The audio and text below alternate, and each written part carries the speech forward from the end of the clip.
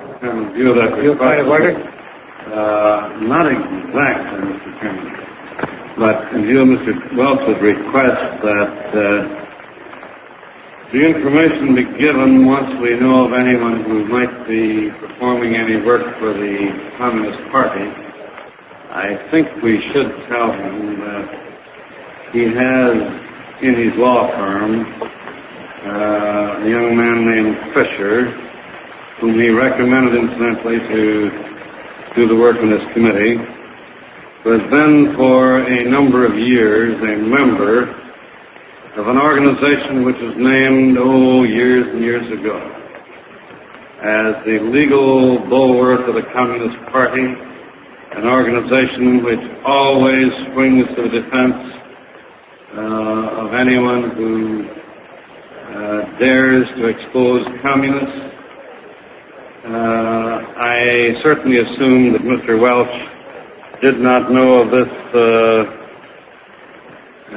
young man at the time he recommended him as the assistant counsel for this committee, but he has such terror and such a great desire to know where anyone is located who may be serving the communist cause, Mr. Welch, that I thought we should just call to your attention the fact that you're Mr. Fisher, who is still in your law firm today, whom you asked to have down here looking over the secret and classified material, is a member of an organization not named by me, but named by various committees, named by the Attorney General, as I recall.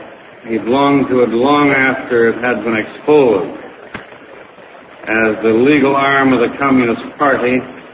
Knowing that, Mr. Welch, I just felt that I had a duty to respond to your urgent request that before sundown, when we know of anyone serving the communist cause, we let the agency know.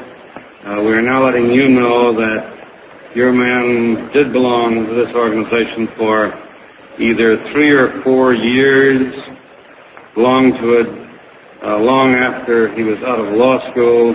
Now, I have hesitated bringing that up, but I have been rather bored with your phony request to Mr. Cohen here that he personally get every communist out of government before sundown. Therefore, we will give you the information about the young man in your own organization. Now, I'm not asking you at this time to explain why you tried to foist him on this committee. That you did, the committee knows. Whether you knew that he was a member of that communist organization or not, I don't know. I assume you did not, Mr. Welch, because I get the impression that while you are quite an actor, you play for a laugh. Dance. And your relationship to them. Congressman, respectfully, in my opening statement, I said this is a private company. It's owned 60% by global investors. 3 out of the 5 board members on ByteDance are Americans. This is a private business. And you report directly to ByteDance with the CEO who is a member of the Communist Party. Let me move on. He's not. I think we got the answer. Sadly, at this point, I believe my time has expired, so I yield back.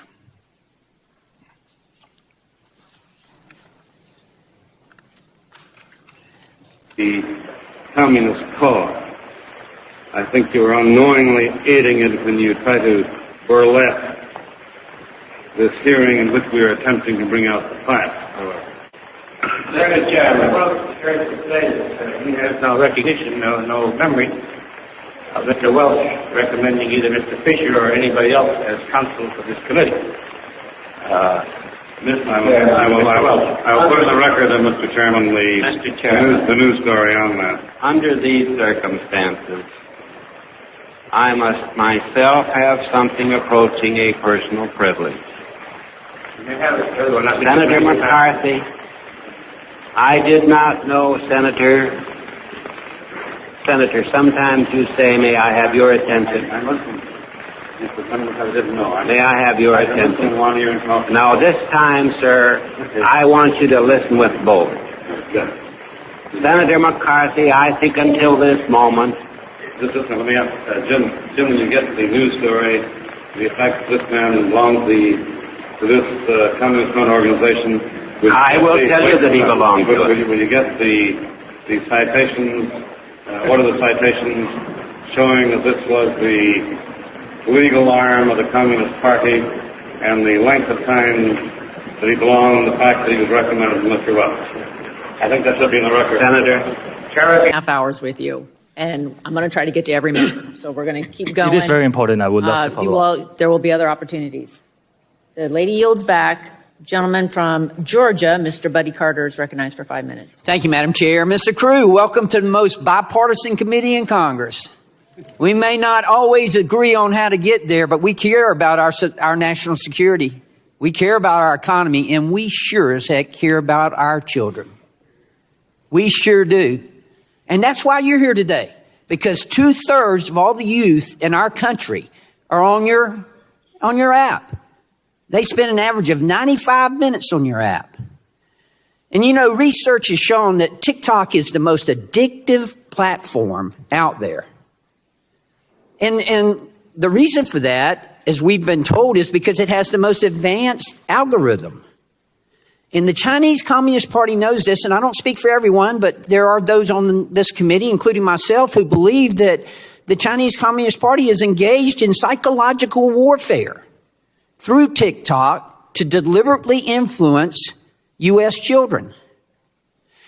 You know, you see behind me, if you look behind me, Mr. Crew, you see some of the challenges that we've seen on TikTok. You know about them. You know about the milk crate. You know about the blackout challenge. You know about the NyQuil chicken challenge, the Benadryl challenge, the Dragon's Breath liquid nitrogen trend, or the challenge that promotes car theft. I want to ask you, as I understand it, there's a sister app in China, Douyin. I'm sorry if I'm butchering the pronunciation. Do they have these same things over there? Do they have these kind of challenges in China? Congressman, I'm really glad you asked this question. Do they, yes or no? I'm not sure because... Yeah, whoa, come on now. You're not sure? I really am not sure. Remember, you took the chair lady, she said you got to tell the truth, okay? Do you know whether they have these kind of challenges like this over in China? Because it's my understanding they don't. I'm not sure because I spend my energies running TikTok. And you don't look at any of your other competitors or look at anything similar to yours. So you don't know whether they don't have this over in China. I did. We have it here, but they don't have it here. And that's why I'm asking you this. Why is it that TikTok consistently fails to identify and moderate these kinds of harmful videos?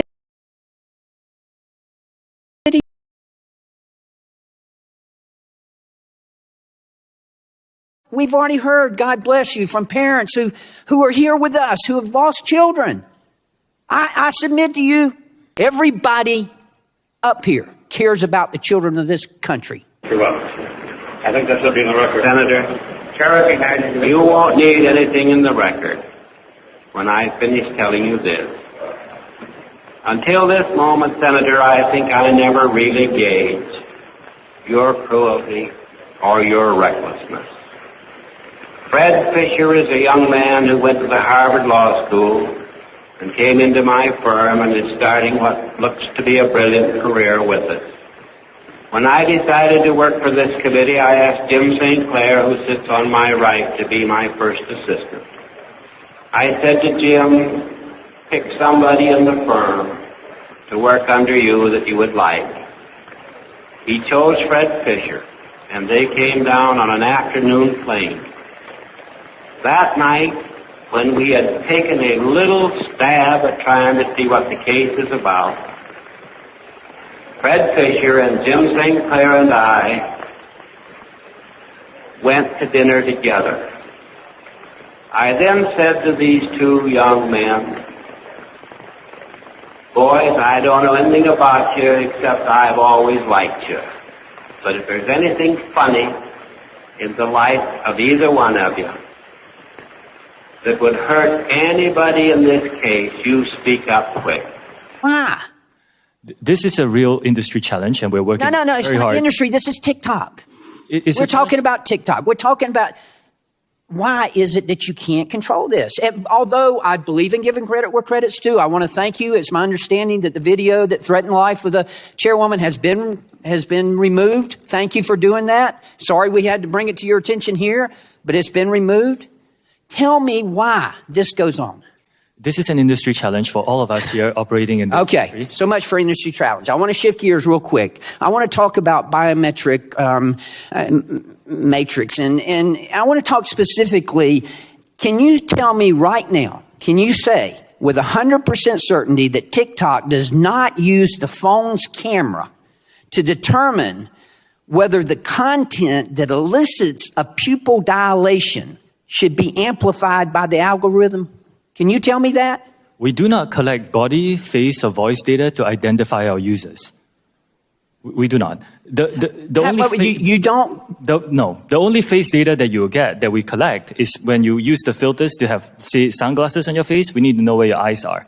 And Why do you need to know what the eyes are if you're not seeing if they're dilated? And that data is stored on your local device and deleted after use if you use it for facial. Again, we do not collect body, face, or voice data to identify our users.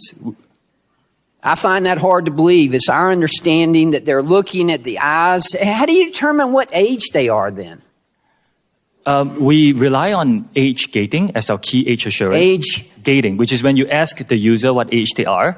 We have also developed some tools where we look at their public profile to go through the videos that they post to see whether... Well, that's creepy. Tell me more about that. It's public. So if you post a video, you choose that video to go public, that's how you get people to see your video.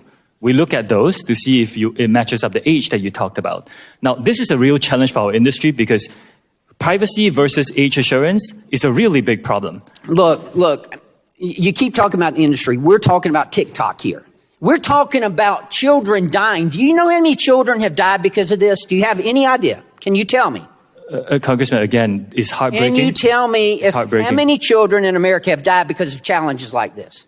The majority of people who use our platform use it for positive experiences. That's not what I asked you. I asked you, tell me the number of children, of U.S. children who have died because of these challenges. Congressman, again, the majority of people who come on our platform get a good experience. I'm not talking about the majority of children. I want to know a number. Dangerous strangers are not allowed on our platform. If we find them, we will remove them. We take this very seriously. Obviously, you found one today and you removed it. We had to bring it to your attention, and I know I'm out of time. Thank you for being here. Welcome again to the most bipartisan committee in Congress. Gentleman yields. Fisher said, Mr. Welch, when I was in the law school, and for a period of months after, I belonged to the Lawyers Guild, as you have suggested, Senator. He went on to say, I am secretary of the Young Republicans League in Newton, with the son of Massachusetts governor. And I have the respect and admiration of my community, and I'm sure I have the respect and admiration of the 25 lawyers or so in Hale and Dover. And I said, Fred, I just don't think I'm going to ask you to work on the case. If I do one of these days, that will come out and go over national television, and it will just hurt like the dickens. So, Senator, I asked him to go back to Boston. Little did I dream you could be so reckless and so cruel as to do an injury to that lad. It is true he is still with Hale and Dover. It is true that he will continue to be with Hale and Dover. It is, I regret to say, equally true that I fear he shall always bear a scar needlessly inflicted by you.